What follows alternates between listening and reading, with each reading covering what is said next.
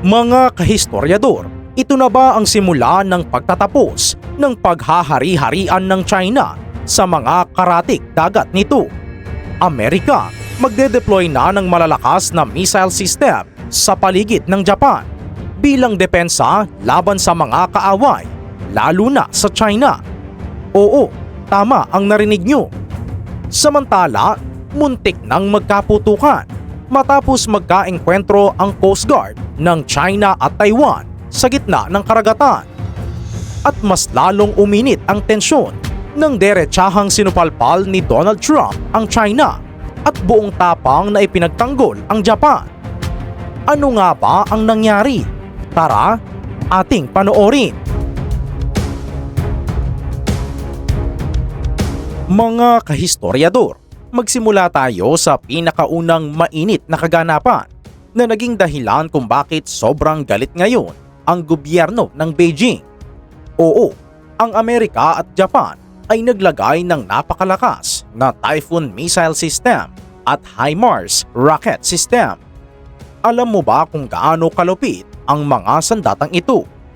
Ang Typhoon na tinatawag ding Mid-Range Capability o MRC ay isang mobile launcher na kayang magpakawala ng Tomahawk cruise missile na may abot na hanggang 1,600 kilometro.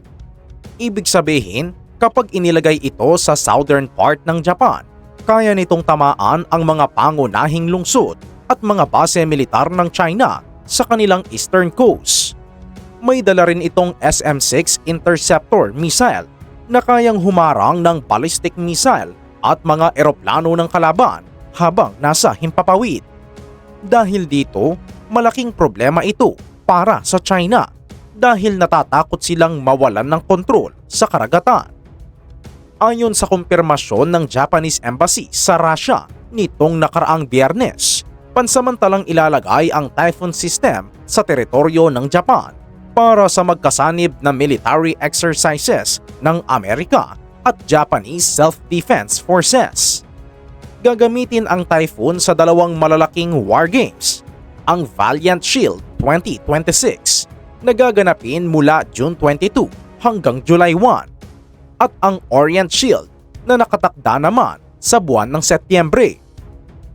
Hindi lang yan mga kahistoryador, ide-deploy din ang mga malalakas na armas na ito sa Kanoya Air Base ng Maritime Self-Defense Force sa Kagoshima Prefecture na nasa southwestern part ng Japan. Napakadelikado ng lokasyong ito para sa China, mga kahistoryador. Bakit? Dahil direkta itong nakaharap sa East China Sea at malapit din sa isla ng Taiwan. Kaya naman kinabahan kaagad ang China. Agad naglabas ng matinding babala ang tagapagsalita ng Chinese Foreign Ministry na si Guo Jiakun. Sa isang press briefing, sinabi niya na ang Typhoon ay isang mapanganib na sandatang pang-atake na maaaring magpataas ng tensyon at magdulot ng arms race sa buong Asya at Pasipiko. Pero depensa ng Amerika at Japan, ito ay para depensahan ang rehiyon laban sa lumalawak na agresyon ng China.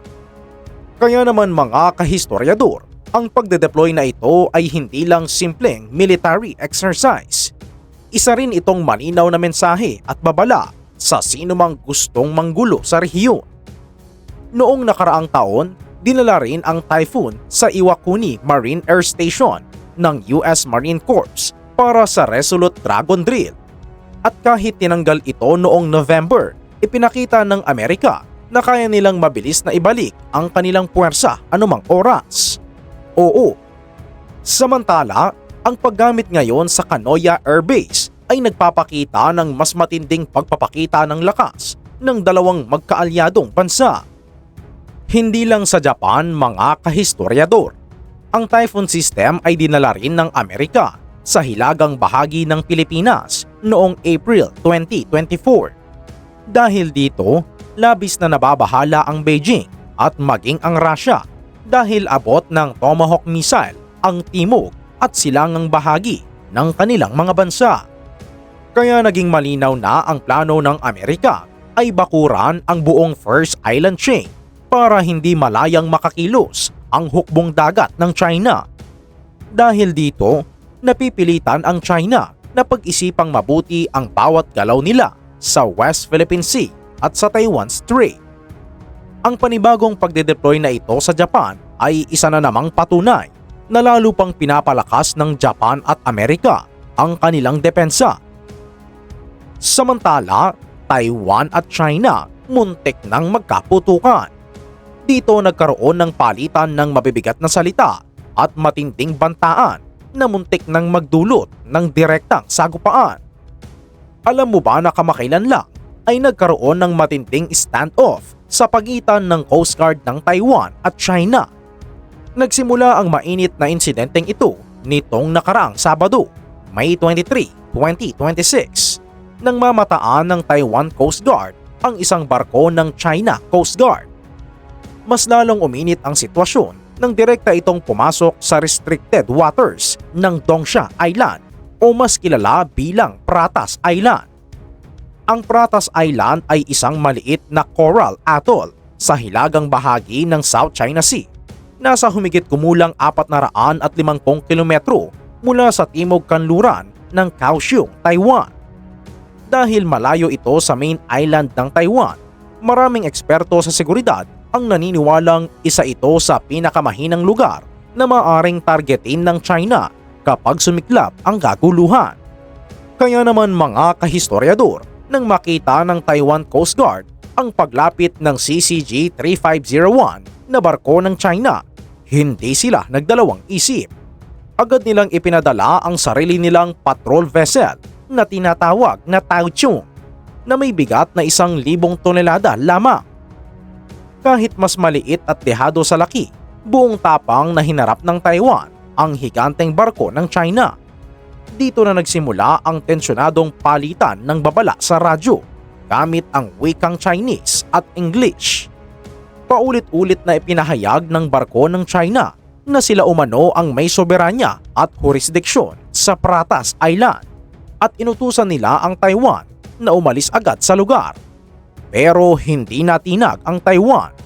Nagpatuloy ang tensyonadong standoff hanggang nitong linggo, May 24, 2026. Ayon sa isang opisyal ng Taiwan Coast Guard na tumangging magpakilala, kahina-hinala umano ang kilos ng barko ng China dahil napakatagal nitong nanatili sa lugar. Dahil dito, nananatiling naka-red alert ang buong puwersa ng Taiwan. At hindi lang yan ang nangyari. Pinalayas din ng Taiwan Coast Guard ang isang Chinese research vessel na tinatawag na Tongji matapos itong mahuling nagsasagawa umano ng ilegal na operasyon sa loob ng kanilang karagatan sa ikalawang pagkakataon ngayong buwan. Samantala, ang tapang ng Taiwan na humarap kahit gaano kalaki ang kalaban ay patunay na handa silang lumaban para sa kanilang kalayaan. Dahil dito, nagbabala ang mga eksperto na maaring ang Pratas Island ang unang target ng pagsalakay ng hukbo ng China kapag nagpasya silang umatake. Kaya naman mga kahistoryador, dapat din nating tandaan na ang Pratas Island ay binabantayan lamang ng Taiwan Coast Guard at wala itong permanenteng base ng kanilang Navy o hukbong sandatahan. Dahil dito, nananatiling nakaalerto ang Taiwan upang hindi sila mabigla kung sakaling magsimula ang totoong pagsalakay ng China. Alam mo ba na kamakailan lang ay nagkaroon ng matinding paghaharap sina Donald Trump at Xi Jinping sa kanilang summit sa Beijing ngayong buwan? Dito lumabas ang matitinding usapin tungkol sa seguridad sa Asya. At isa sa mga matinding tinira ni Xi Jinping ay ang bagong punong ministro ng Japan na si Sanae Takaichi. Pero bakit nga ba sobrang galit ng China sa babaeng leader na ito ng Japan? Balikan natin ang nangyari noong nakaraang taon. Noong November 2025, naging kontrobersyal si Prime Minister Sanae Takaichi matapos niyang sabihin sa Parliament ng Japan na kung sakaling salakayin ng China ang Taiwan, posible umanong magpadala ang Japan ng sarili nilang puwersang militar para tumulong at depensahan ang Taiwan. Dahil sa pahayag na ito, labis na nagalit ang Beijing dahil para sa China, isa itong direktang pakikialam ng Japan sa usapin ng Taiwan. Para sa China, ang usapin ng Taiwan ay isang internal na problema na hindi dapat pinakikialaman ng ibang bansa, lalo na ng Japan na may madilim na kasaysayan ng pananakop sa China noong nakaraang siglo. Dahil dito, itinuring ni Xi Jinping si Sanae Takaichi at ang bagong presidente ng Taiwan na si Lai Ching-te bilang mga pangunahing banta sa kapayapaan at katatagan sa rehiyon. Kaya naman sa kanilang pagpupulong ngayong buwan, diretsahang hiniling ni Xi Jinping kay Donald Trump na huwag suportahan ang mga hakbang nina Prime Minister Takaichi at Presidente Lai Ching-te upang maiwasan umano ang mas matinding tensyon sa Asya. Pero alam mo ba kung ano ang naging sagot ng matapang na si Donald Trump? Imbes na sumunod sa kagustuhan ng China, buong lakas niyang ipinagtanggol si Prime Minister Sanae Takaichi. Dito, diretsahang sinabi ni Trump kay Xi Jinping na si Prime Minister Takaichi ay hindi leader na dapat bastusin o kutsain ng China. Ipinakita rin ni Trump na hindi niya iiwan ang Japan sa oras ng kagipitan. Kaya naman mga kahistoryador, para lalo pang patunayan ang matibay na alyansa ng dalawang bansa, ilang oras lang matapos ang kanyang pagbisita sa China, tinawagan ni Donald Trump si Prime Minister Sanae Takaichi habang nasa loob siya ng Air Force One at lumilipad sa himpapawid. Samantala, malinaw na mensahe ito ni Trump sa Beijing na kahit anong pakiusap o pagbabanta ang gawin ng China, hindi nila masisira ang alyansa ng Amerika at Japan. Bakit nga ba kailangang mag-deploy ng Typhoon at HIMARS ang Amerika sa Japan? Ito ba ay para talaga depensahan ang mga kaalyado nila o para pigilan ang patuloy na paglakas ng puwersa ng China? Ang mga missile na ito ay kayang tumama at sumira ng malalaking aircraft carrier ng Amerika.